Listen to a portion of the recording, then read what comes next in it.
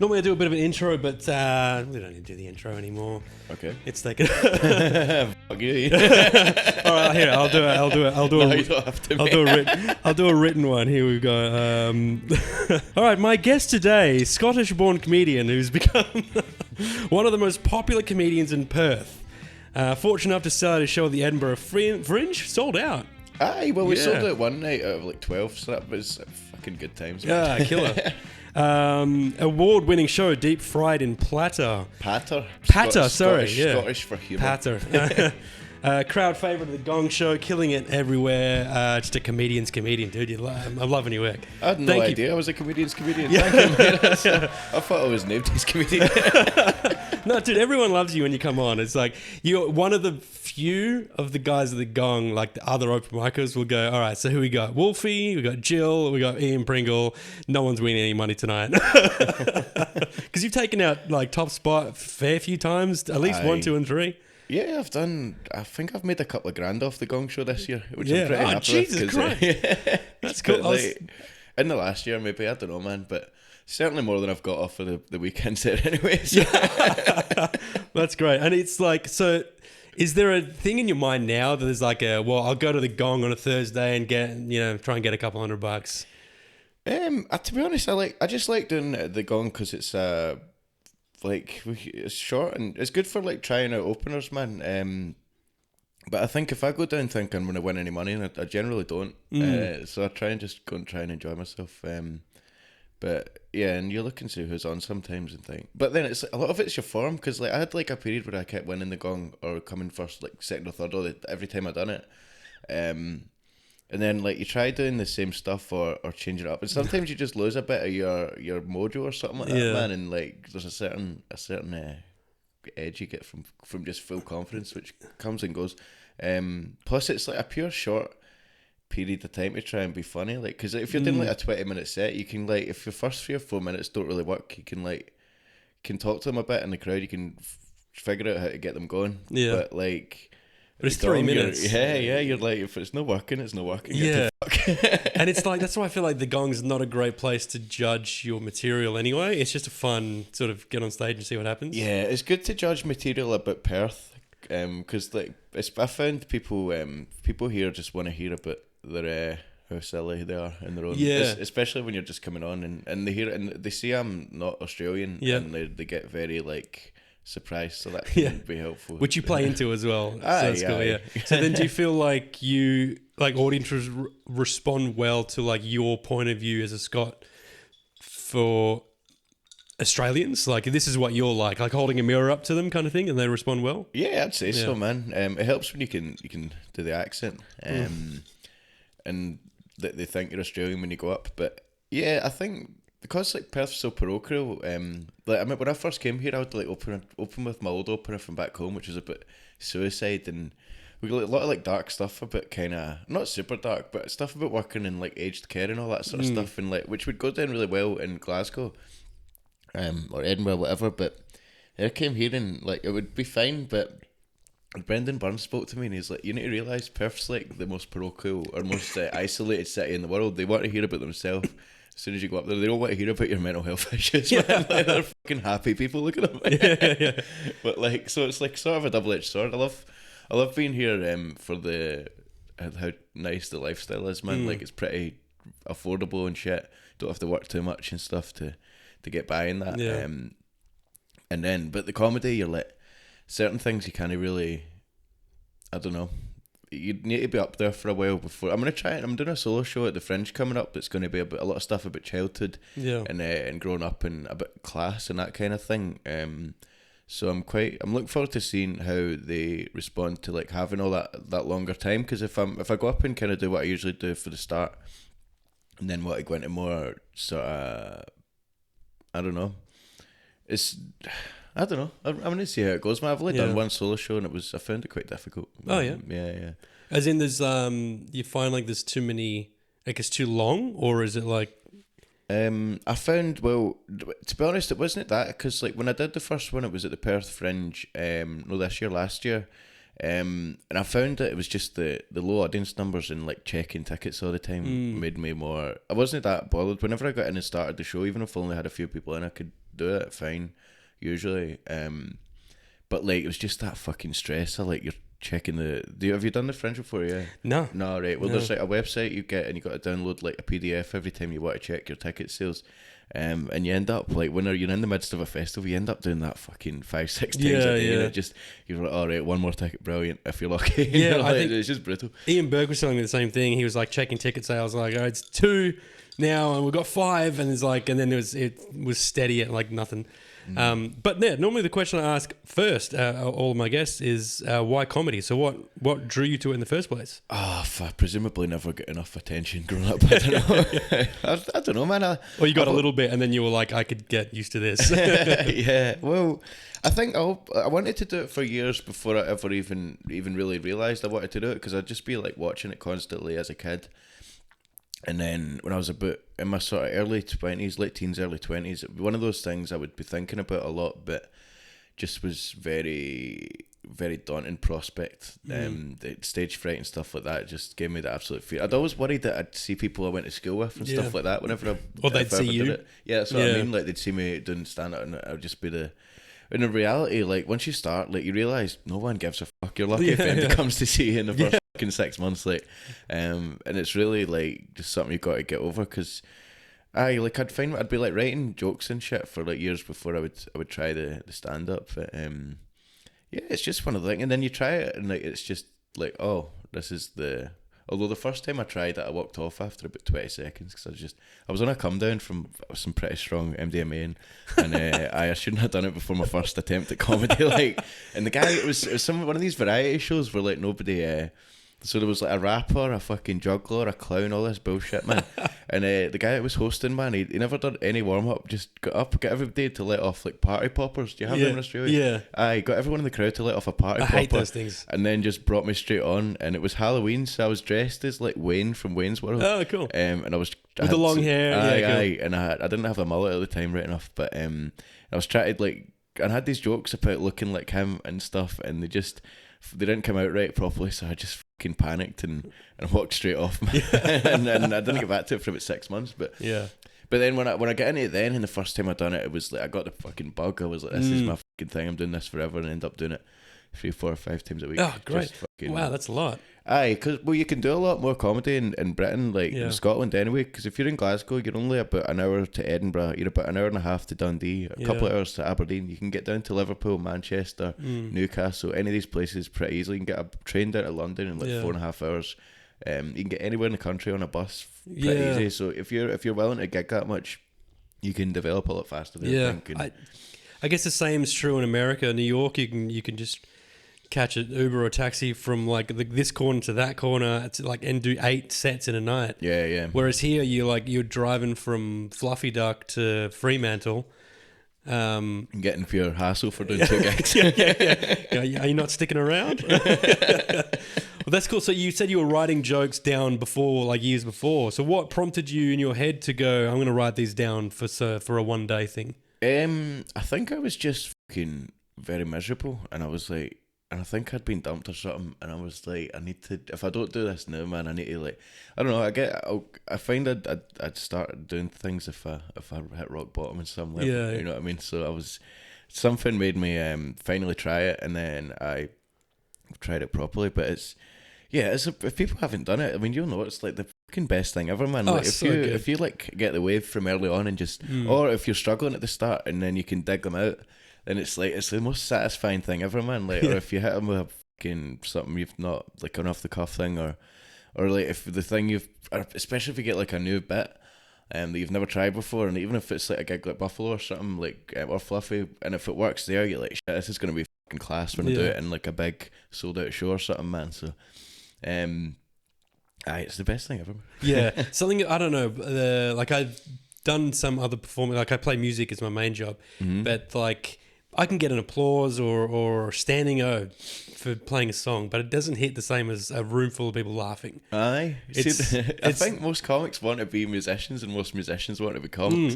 But like, like I was watching a band last night called Let Live. Fucking incredible band for like my teenage years, man. And like the front man, he's so fucking, like the way he moves and the way he sings, he's just got this grace but all this like aggression as well. But he tried to tell a joke in the middle of it. I was just like, stick to the tunes, mate. Yeah, because apparently, I don't know who, I was watching Mark Norman's podcast and someone came in, it was like Ed Sheeran or someone came in, or like even someone like Bon Jovi, you know, he's one of those guys, came into a comedy club and like got on to try and do some jokes and like bombed. I don't think just because you can do one, you can do the other. But I was learning guitar from when I was like 7, but I haven't been playing. I started it sort of as a main job only like 5 years ago.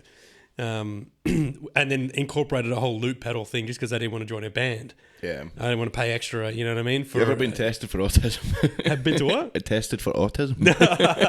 People have asked me to. Oh, you just fucking loves Ed Sheeran. I do. Yeah.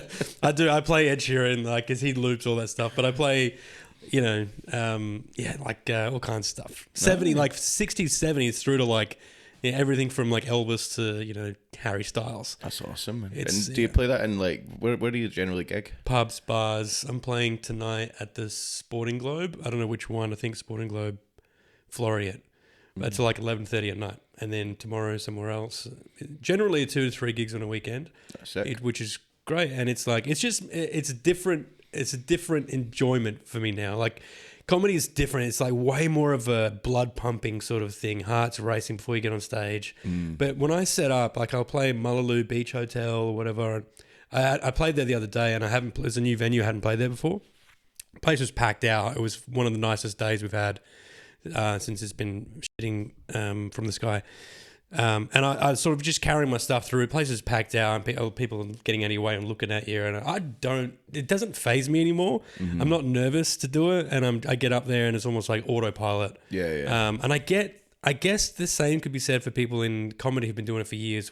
I did it last night where I lost my place and I forgot to say some bits that I was going to say, and then I found myself just going through the bank in my head, but not concentrating on what I was saying.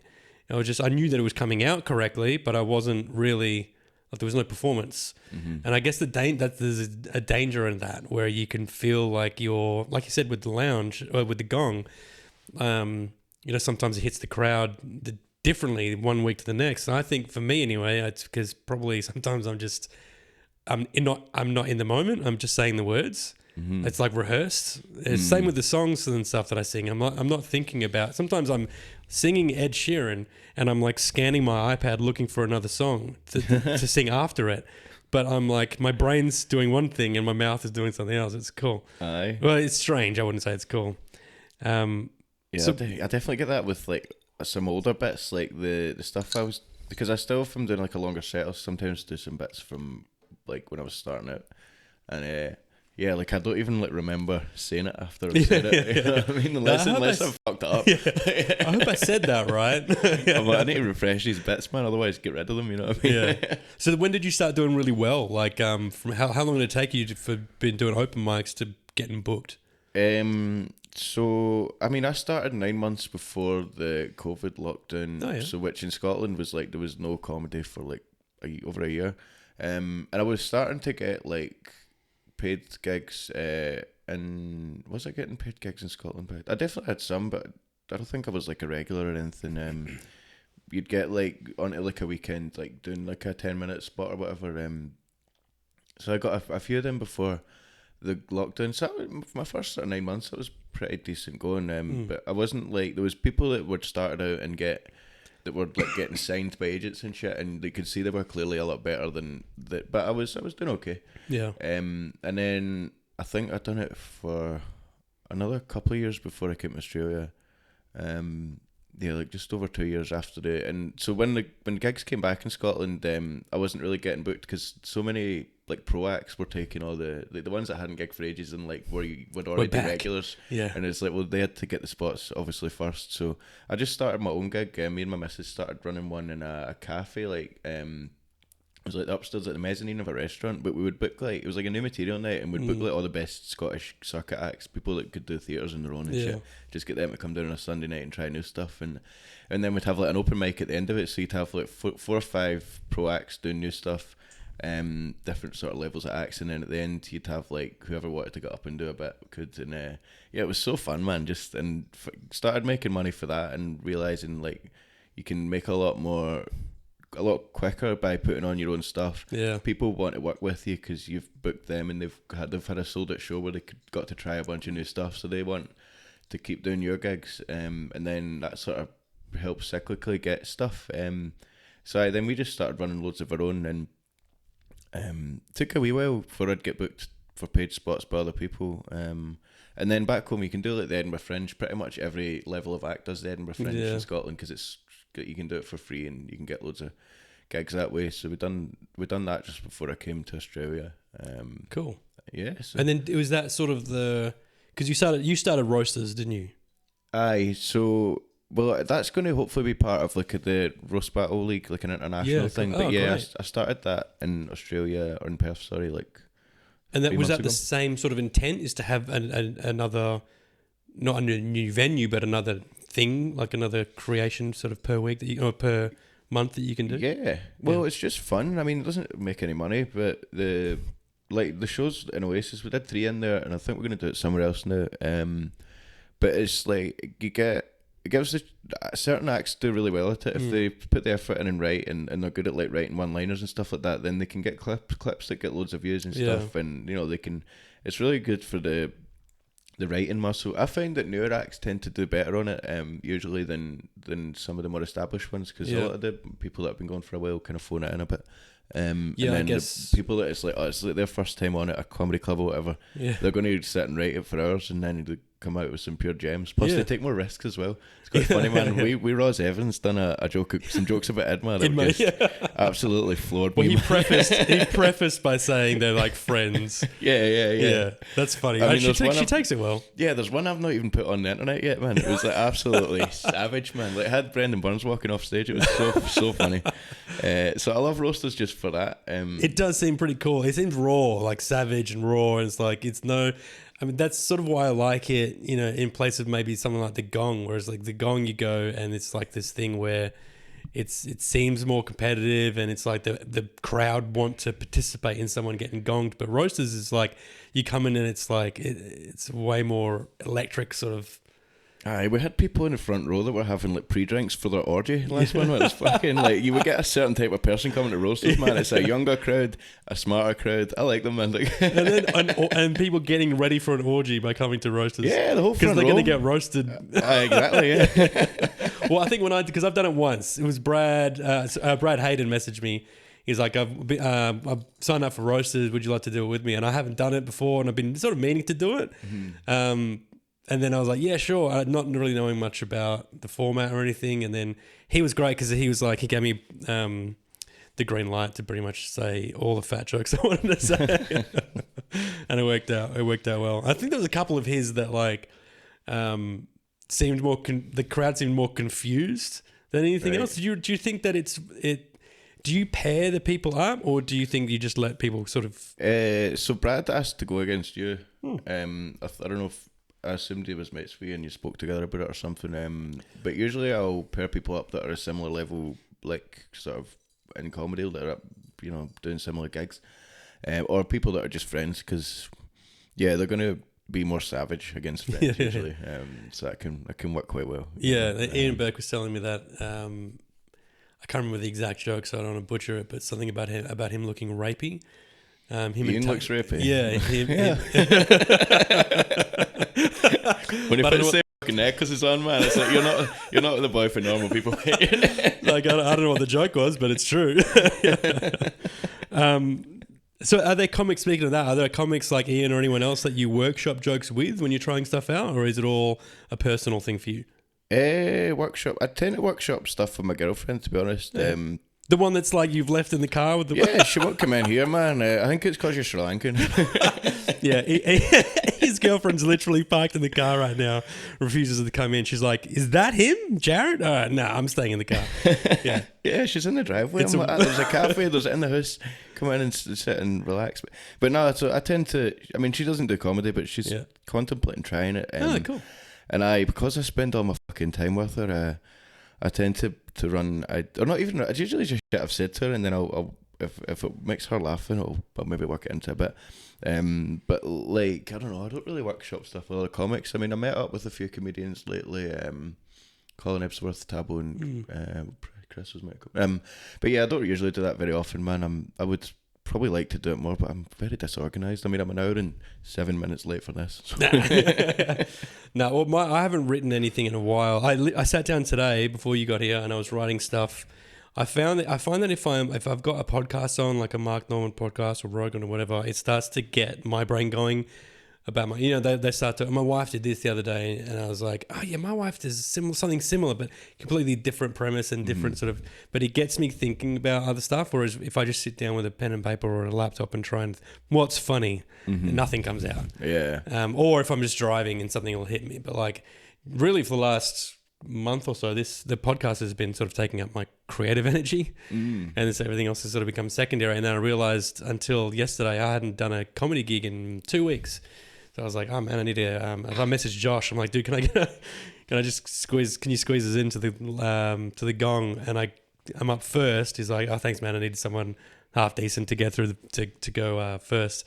And I get through, but I knew I wasn't going to win because the laughs were very like open, opener laughs. Yeah, they weren't. They weren't right. You weren't grabbing the bull by the horns. No. They were like, it was fine, but it wasn't. Then I hung around for the rest of the evening. That's the worst when you're like, oh, I'm going to go up thanks, I don't want to, but then you're just going to say, oh, that's going to be a mediocre clap. Yeah. Do you know what fucking annoys me about the gong, man? They're always telling everybody, right, clap for one person only. It's like, there's 12 people on the stage, man. There's just going to be somebody with it. Yeah. And that is what happens, and it's brutal. Yeah, it's horrible. Yeah. Like, just tell them to cheer loudest for the person you like the best, and we'll have a more positive vibe. Yeah, or at this point, you can pretty much go, all right, who's on the stage? All right, Wolfie, Pringle, Burke, and Jill. All right, you guys just stand over there. Now, between these last 6, and then get them off, and then it's just down to you guys again. But at least it's got to be a bit of a positive, like, it's ego boost. So you don't, you don't really strike me as someone who requires a stage persona, right? Do you think what you do is on stage is just you getting out there and having fun with the crowd, or is some of it crafted for them in terms of? So I've been writing a character recently, man. Oh, yeah. It's like a sort of Australian, like it's a lifestyle financial sort of advice grifter. He's a guy who's no longer allowed to own companies and stuff like that. So it's just like I'm trying to write in a different persona. I'm really looking forward to trying that, man. But I'm a bit scared because it's like I sometimes do an Australian accent on stage, but doing a whole set, and like just try to be a different person on stage. That's like fucking being in a play or some shit. So I don't really know anything about that. But have you done any acting before? Nah, man. I've done like the odd sketch of people and stuff. But I've never done any acting, man. Never done any sort of performance. I played guitar briefly when I was younger, but like I never done anything like that before comedy. I was always very very shy. Sorry, what was the question? Stage persona. Yeah. So I've always tried to. Like, so when I started out, I was super deadpan because I was just nervous. And you can kind of get away with being deadpan if you just stand still and say the things and like just don't let your face move. But like, it doesn't really come naturally to me to be really energetic. But then I try and put that into it because you do get more out of the audience if you use your arms and your hands and all this stuff, and you perform it a bit more. Yeah. But like, I think I try and just be myself, man. Just an exaggerated version, I suppose. Yeah. Because I'm still trying to figure that out. Like, you know how you try and lean into what the crowd sort of responds to the most, right? You get feedback off stage, and you're like, oh, that joke about that was great. Oh, I really love that. And you go, all right, cool. And it's like a mental note, and you try. So I feel like I want to make jokes about. I know because been told that I give off like a youth pastor vibe. I don't think that was a compliment. which is like not a compliment, but it's like I could easily get up there and roast myself about it. You know what I mean? And like, but I think because of that, there's certain jokes that don't land well with people, even if they're funny. I got bits about cheating on my wife and stuff, and people, like women will go, like, you know. But then any other guy does it, if it fits their stage persona or whatever, or their character, they'll get a laugh. If it's the similar sort of bit, I'm like, maybe it's just because I don't seem like the type. I don't know. No, you don't. You seem like a family man, Jared. Yeah, I it can't sucks. really. But then, like, a lot of the time, they're the ones you need to watch out for. yeah, that's right. At least you're trying to be like, I'm a dirty comic. If you're a clean comic, man, you're probably a paedophile in your spare time, man. Well, I'm not like I don't go clean. Like I got pedophile bits. I've got like my son put his dick in my ear. You know what I mean? That, man. That's fine. Yeah. Give you an earful. Get an earful. Yeah. And then it's funny because then as the months go on, like you start thinking of other tags for it, like other tops for it. So like now with that bit, I'm like still don't really hear well out of this here. And then I was going to work it in later on. I'm like, you have to speak up. Sorry, I can't. But yeah, so yeah, just getting on and being yourself. So then you got a Fringe starting next year, February. Yeah, so I'm going to do the Melbourne Fringe in a couple of weeks, but that's just for the 100% Scottish comedy shows, which is a split bill. You and Jill. Me, Jill, David, and sometimes we'll have Vlad McTavish, and Grant Murshit usually does them, but he's having a baby, so right, he's going to have to stay in WA, loser. So me, like David, all of and us. Jill we're going to go do the Melbourne Fringe and then the Comedy Store in Sydney, man. Yeah. Before that, we've got Bunbury. So, there's fucking loads of tickets left for Bunbury. If you're in Bunbury, the Sanctuary Resort on what date's it? The 20th, like a week and a half away or something. Oh, cool. Maybe I'll put this on first then. Maybe. Yeah, I don't know, man. But we've sold quite a few, but there's quite a lot available. So But then the Perth Fringe is coming around. I need to organise everything, but I think we might do a show for support workers. To try and because you were a support worker as well. Yeah, I do that like as a part-time day job at the minute. Yeah. Just sort of looking after guys or hanging out with them and stuff. Yeah, cool. My brother-in-law used to do like I'm going to try and not make him sound like a pedophile, but he used to sleep over. There was like a DCP, there's a house, like a safe house or something. Aye. And then have people like yourself who would sort of stay there and, just while the kids are sleeping, and you're supposed to you stay awake and you sort of sit in your own room and make sure no one starting any fires or stabbing anyone. I do that kind of stuff, but it's just one-to-one, so it's just, will be. But it's good. It's a good laugh. Do you get any material from that? Like any inspiration for material from the job? Yeah, I mean, I have got quite some stuff about that. I talk about anything really because I was doing 24-hour shifts in that job for a while, so it was like the only thing I was really writing about for a brief period last year. And it's kind of, I don't know, like it's one of those ones that people that like know what you're talking about, they really relate and resonate with it. But like you are going to get a certain section of the audience that just hear you mention that and like immediately want to get offended. But in Perth, they're not very highly strung here, so even if they are offended, they don't really like back home, man, if somebody's upset at a joke, like usually people like most things, but if somebody just hears a topic they're not interested in, like I remember I did a gig in Cornwall once and I was talking about dementia, and then it's just this guy going, "You've gone too far." I was like dead new in comedy as well at the time, so I was like, I had nothing else I could talk about. So I just had to keep going.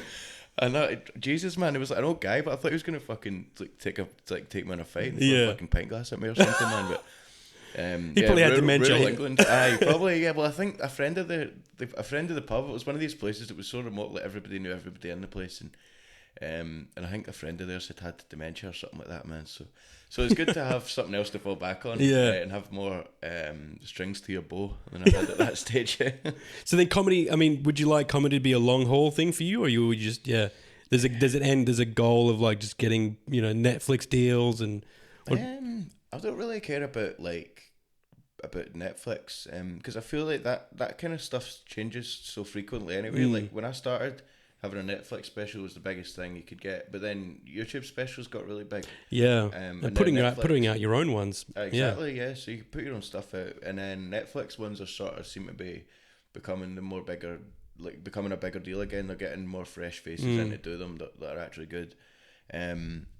But like I very rarely watch a stand-up special. I watched Jordan Jensen's last night, man. Oh, yeah? Actually, at some points, actually made me feel like almost like threw up. But it was like, oh man, but it was so funny. I saw some was clips like, of hers popping up online. I've seen her at the Cellar in New York a couple of times. That's great. She's fucking great, right? Yeah. But, like watching a special, I was eating a GYG at the time, man, and she's talking about vaginal discharge, and I'm like, I was like, Jesus fucking Christ, man, like it's just too much. Like, Yeah. like. People should watch that. But just, She's great. Maybe like after you've had your dinner, you know. her two sides of the spectrum of female comedians, right? Of like say Nikki Glaser, and then Jordan Jensen, right? They're both like the content very similar, but like the way they deliver it is completely different. Like Jordan Jensen's like she does that sort of out like Adam Sandler sort of voice. You know, she gets all deep. You know. I saw a bit about her like shaving in the shower or something that pops up online. Yeah, I'm gonna have to give the whole thing a watch. But like her what's his name? Sam Morril, Mark Norman to put their stuff out on YouTube, and it's just that's just takes off, and then. Or you just put it out on YouTube, or you just film it yourself here. I mean, you got there's endless places you can film here, and then sell it to Netflix, or and see what they. Because especially if you've got a bit of a packet behind you, I mean, you've got a jacket. I mean, of like, here's everything I've done and what I've been doing, and they'll go, oh, killer, yeah. So I think it's about, for me, it's always been about the pursuit of being fucking brilliant at comedy, and I think I'm pretty decent, but not fucking anywhere near where I want to be. So then what? Okay, so how do you think? What do you think creates like a tipping point for good comedians to great comedians? Because I'm fine, you know what I mean, and other open micers are fine, but then you know people come in and go out of the industry all the time, or they come in and then they just go straight through the roof crazily, or they drop off. But like I'm fine. I feel like I have. You know, we're talking about before we started rolling is like the claps that I'm getting were decent. I'm right down the middle. Yeah. But like, how do you think a comedian, I don't want to personalize about me, but anyone, to go from being good to being great? I think you need to find your voice is the most important thing, because like I don't really think I found my voice completely. Like I think people have an idea of who I am when I'm up there talking, but I don't really myself completely. But there's like there is a tipping point, because it's like, see when a comedian goes up and talks about what they want to talk about, regardless. And can kill or can like live by the sword or die by the sword, that kind of thing, man. Yeah. Like somebody like Stanhope or like Bill Burr's my favourite comic. Yeah, he's not gonna fucking kill every single gig. Louis C.K. is another one. Yeah. I mean, I only want to share a green room with him. But just hear the door lock. I was like, I better get to open for you. In more ways than one, brother. He's like, they're coming off, Ian, whether you stay or go.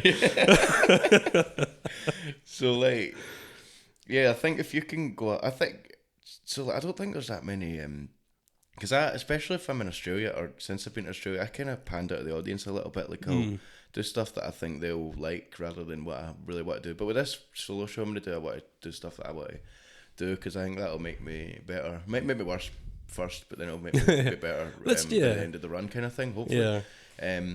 Because I am just getting a bit fed up of like trying to pander to what I think they want. And I think that's what makes you great. If you can just have, you need to be a really good writer and performer and stuff, but if you can just not be phased at all by the audience and get bomb with complete grace, or kill with the same grace, and not really let it affect you. That's like when and it usually takes about 20 years to get that good. Yeah, to be honest. Well, I still have a thing about bombing. I think Anthony Jeselnik said his favorite comedians, or any good comedian, they just do what they think is funny, regardless of what the audience thinks. So my whole thing with that is like I have this sort of textbook people pleaser, in the sense that like I will not bomb, but I'm not taking any risks. I'm not taking any chances. So my bombing is I didn't do that well. So because I'm chicken shit. Like I'm not trying stuff out. I'm just doing the stuff that I know is fine. And if they don't like it one week, I'm all right. Well, they don't like it. But now I'm really trying to go, all right, if they don't like that one, I'll tweak it and try it at another venue. You know, it's just harder in Perth because like now you got to wait another week. to get in front of a crowd. There's not that many. I think it's better than it was a few years Oh, ago. for sure. And like, it's just that people can progress here, and there is enough gigs that if you want to gig a few times a week, you can do it. You're like Lockie Skinner. Is that every single one?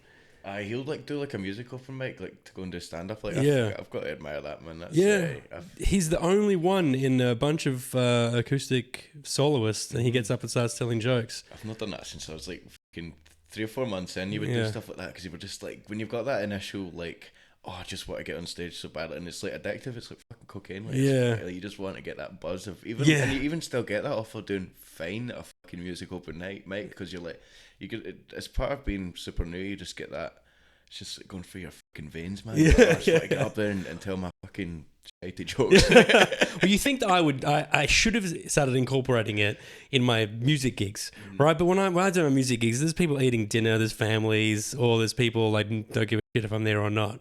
So it's not like we're like, "What's up, guys?" And then like try and wrangle everyone's attention because they don't want to hear from you. They know that you're walking in with a guitar on your back, that you're there to sing Ed Sheeran.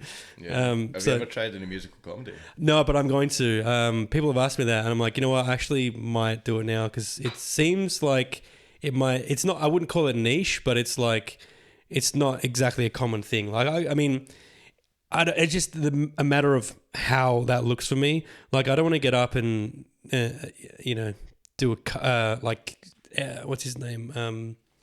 Weird Al Yankovic, you know what I mean? I don't want to get up and do that. I would rather just write a joke in verse format, rhyming, Rather than parodies. Yeah, rather than parodies. Yeah, parodies are too fucking easy, man. Like, Yeah, I reckon like any like half decent comic could write a parody of any fucking song. Yeah, like, exactly. Just changing the words and yeah, it's not that difficult. You just make it more, and we're already good at making words fit how you need them to fit for a joke. So doing it as a parody would be the same thing. No offense, Weird Al Yankovic. Yeah, it's an avid gamer.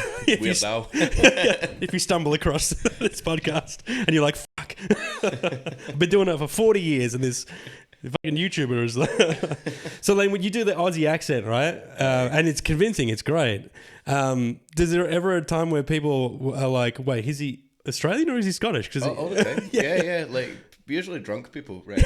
But like, if I after nearly every gig for a while, because I'd always be doing that bit. We'd always have people coming up and saying, "Wait, we're just talking about whether he's actually Scottish or he's actually Australian doing a Scottish accent." Do you do any other accents? Yeah, I can probably do any accent, but I don't know if it'd be done very well. It's you need to actually, the only way you can tell if you're doing an accent well is if you do it to people with that accent. Yeah, that's right. Like, because otherwise, I could do like a Manchester one. You'd be like, "Oh yeah, that sounds Manchester to you." Yeah. But you wouldn't know.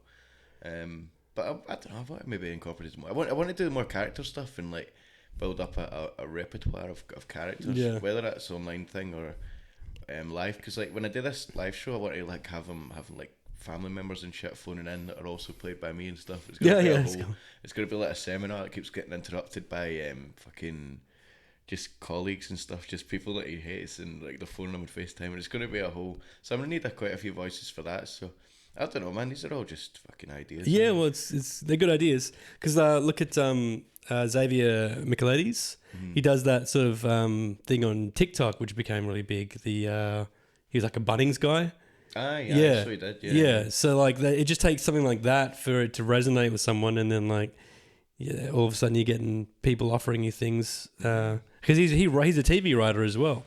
So he writes for TV, same as David Hughes. Would you ever do anything like that professionally? Write for TV? Yeah. I've never been asked, man. I would love to. I feel like that's my ideal like day job. Yeah. Well, I don't know. But what do you do all day if you write for TV? They just give you a little brief and have to come up with some jokes. I mean, I guess, yeah. I mean, if it's scripted like sitcom stuff, then I guess it's a TV show that exists. You just look at previous episodes and then you go, all right, I can do my version of this. Yeah. But if it's jokes for like the project, you just go topical and you look at what's happening in the news and you just submit, your twists on the Charlie Kirk things and like, Yeah, that sounds fucking soul destroying. Like, as I'm explaining it, I was like, fuck. Like I'd like to have my own show because I write stuff like I've written like bits of a book and like sort of a sitcom and stuff and all these types of things. If I'm a fucking control freak, I'd rather write a show and take 10 years to get it made than do write one-liners because it would I'd just be writing it. I'd be like, this has been written by some other cunt on Twitter 15,000 times today already, and I'm just having to submit this as my own TV show I don't even like. I mean, yeah, book me for that show, please. Yeah. I'm not talking about any specific show, but I find that if you write for panel shows and stuff like that, man, like, just most of the jokes on panel shows are fucking crap. So you're like, what? And it's not the fault of the writers, because they'll probably send in loads of good stuff and it gets cut out because they're like, oh, that won't fit, that won't fit, or so I'd rather focus on writing my own stuff, because you can put a bit out on the internet. If you've written it for yourself, it could get like 10 million views, or you could write it for a TV show and it'll get seen by 20,000 people. Half of them who are looking at their phone at the same time anyway, watching it with some other cunt getting 10 million. So as much as I hate social media, like, I feel like if you in our industry, if you want to be a writer or an actor or a comedian, or all three, then I fucking like TikTok and shit is the way to do it. Yeah. Facebook, not so much Facebook, because everyone's grandmother's on Facebook. You know what I mean? But old people buy tickets, man. Yeah. Facebook, people, like, it's underrated in terms of a way to sell tickets. Like, and I reckon the vast majority of the Scottish comedy tickets get sold on Facebook, because the difference is, see on Instagram and stuff, it's like people probably spend more time on it, but they don't really like organise stuff on it. They don't make plans. There's no Instagram events. People don't really tag each other in something saying, let's go to this. Whereas on Facebook, you put up an advert, you're going to get like 10 fucking people put in their boyfriend's name or whatever. And that's like, I know this is probably nothing to do with the comedy side of comedy, but like, as the marketing side of it's pretty relevant. It's when I wish it wasn't, man. I just want to sit in a fucking dark room, stoned out my banger, coming up with wee ideas, and start giggling to myself, a fucking wee freak, and then come out for like 20 minutes at night to an hour, and then I not have to talk to anyone. I mean, I like talking to you now, but for a whiskey and a half, you know what I mean? This is why I need to have the drinks car moved like here, is because like everyone else that comes is like we get. I don't want it to get too deep generally, but like a couple of drinks is great for getting the. You get any cocaine? Yeah. I'll get the wife to run out and get some. Oh, that would be bad. That would make this far too expensive for podcast. I don't know how many views you get, but you can't be writing off a gram on expenses. Oh, look, it's well, look, the only reason I started this, not for the views, it was literally because Adam Bloom was in town, and we were talking about him before the camera's rolling, and I did always sort of want to start a podcast. It was kind of this or open a room, and I was like, every man and his dog's opening a room. I don't know if I want the extra pressure of that. I don't want to help anybody else, man. No, but I like I was like, what do I like about the industry? It's like, I love sitting in the green rooms chatting to comedians. It's like the most fun part. And this is nicer than most green rooms as well. I mean, yeah. Well, next, like, I want to have, actually, if you want, I'm thinking of incorporating like once in a while, do a co-host. Like every episode I'll have a different co-host. So you're more than welcome to co-host with me and have like a Wolfie or someone else with us, you know? Love to, yeah. Because I feel like that's very green roomy, you know what I mean? Just talking shit, whatever. But yeah, look, I'll let you go because your missus is still in the car. Did you crack a window at least? No, she'll be fine. If you need to go and pick up a kid and stuff like that. Yeah, that's true. Yeah. I've enjoyed this, man. Thank you, man. Yeah.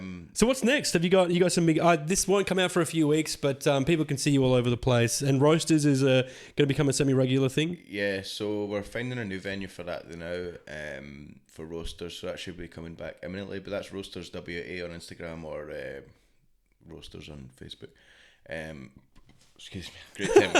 Great time of birth, right on the plug there. What else? We got this 100% Scottish comedy, which is coming to Melbourne, Bunbury, Sydney, and probably some other ones will be added soon to that. They're great fun shows, man. Usually just it's just like 3 or 4 acts, all from Scotland, all bringing fucking heat, man. Yeah. Because like Jill will get on stage, man, and like her whole thing when she get on, she's like, "I'm Jill and I'm Scottish." I don't know if that's that in the Scottish, that'd be mental. Yeah. Just imagine her in Scotland going, "I'm Jill and I'm Scottish," and they're like, "Big fucking deal." Just because we've seen that last guy, we're like, this is pretty dubious, you know. We're all Scottish, bitch. That was actually not bad. Usually people butcher the Scottish accent, but that was, you could have been from like maybe the Highlands or something. Well, I do like. I mean, not that I don't. I'm alright with accents. I mean, I've been acting for about 10 years, so I'm alright with it. But like, someone asked me, one of my students asked me, like, can you do a Scottish or an Irish? I'm like, well, they're very different accents. And the way because I had this when I used to go to church. Yeah. And there was I was heavily into church when I was a lot younger, and there's an Irish like pastor there, and like when you do accents, like say even the Aussie accent, is there a word that gets you into it? No, I don't know, man. You just start? No, I just start like. Well, actually, I never used to do it that much because I done it a lot when I went back to Scotland for the Edinburgh Fringe, and I was doing a lot of jokes that I'd been doing in Perth. So I was in order to make it sort of relatable, I was like, right, I need to lead into it more and start. And also, it was that like thing where when I'm in a different country, I know that they're not going to be scrutinising the accent so much. So I was able to do it fucking loads of times in Edinburgh before coming back here. Yeah. And people are like, oh, he's got that fucking monologue, doesn't he? I was like, yeah, because I've done it like 20 odd times in Scotland. So I don't know, but like because for me, there's like a phrase or like a word. Like so, this Irish guy, he would always say right when he's like right. So here we go, but he'll be right. Here we go. Right. You know, like and that me saying the word right gets me into the rest of the speech pattern. So I'd be like, right, we're at church today and we're going here and we're doing that and we're eating potatoes and all that. Sort of soft stuff. Yeah, it's soft. It's subtle. I try and keep it subtle. And then they're like, what about Scottish? I'm like, Scottish is a little more harsh. No, that was Irish. Sorry, Scottish. Wow, fuck, I'm losing it now. You sound like someone doing a Scottish accent rather than like really anyone there. Yeah, that makes sense. But but there is a lot of crossover in Scottish and Irish because you get Northern Ireland and then you go down to like the west coast of Scotland and the east like of Northern Ireland. The accent's very similar. Like Stranraer, and you go across the ferry, they're fucking barely different. So. I see people quite often think I'm Irish, but I think I'm quite good at accents because I would always like my accent would always change a lot when I was a kid. Because the way my family spoke was different to how they spoke at school and stuff. So I'd get like pulled up for it on either side. So I'd be getting like I had to be able to speak really properly when I was with my mum and dad. You know, when I was at school, I was talking more like fucking. You wouldn't have a clue. For some reason, I keep thinking you grew up here, but you didn't. You didn't. No. Because I remember I would. My family's Sri Lankan, so I'd go to school, and you're around your family, so you have their sort of accent, and I didn't realize that I had an accent, and I should make a joke out of this, but I haven't. And people would make fun of me. They're like, "Go back to India," and I'm like, in a Sri Lankan accent, I'd be like, "I am not from India," and then one girl was like, "I love your accent." I'm like, "What accent?" But she's like, that one. You fucking be perked up when a girl says that. Everyone is like, I have a fucking accent. Yeah, but it's not like Irish or Scottish where it actually sounds cool. It's like, no, man, Sri Lankans, like, you know, you're spiritual people. I feel like Sri Lankans are doing some damage in hostels across Australia. What kind of damage? Yeah, like... Because there's been some bombings in the past few years. Oh, yeah, well, I don't want to get political about it. Well, it's becoming a real tourist hotspot. Like people, every time I open, maybe it's just my algorithm, which I fucking hate that word. But I open up TikTok or something, and it's just some stupid vapid travel chick who's like, "We spent 5 days in Sri Lanka. Yeah, here's everything we ate." Mud huts, then get knocked down for the next week so they could build the fucking mud huts. Yeah, that's it. Like it was a big thing. You'd go volunteering out in Sri Lanka when I was. I ended up doing it, and so actually. Worked for a company called Sri Lanka Volunteers, but I did it in Bali, which to me I thought like was like a pure mystic place because when I was like 23 or whatever, not really knowing what Bali was like, and then you get here and it's like fucking just boggins. That's like I've never felt really quite felt like I fit in anywhere. You know what I mean? Like I'm not very Sri Lankan. And then I'm not super Australian. Like I don't like footy. I don't care about footy, or I don't do meth, or Definitely not a Perth man. Anyway, we'll leave it there. Thanks so much, Ian, mate. We'll get you back anytime. Come back and co-host with me. Mate, that will do. Whenever you can. It'll be great. I'm usually not doing it on a Friday, and cool. Keep the demons at bay for a couple of hours. We'll make it a Friday. Ian Pringle, everyone. Thanks for joining us. See you next week. Cheers. Thank you.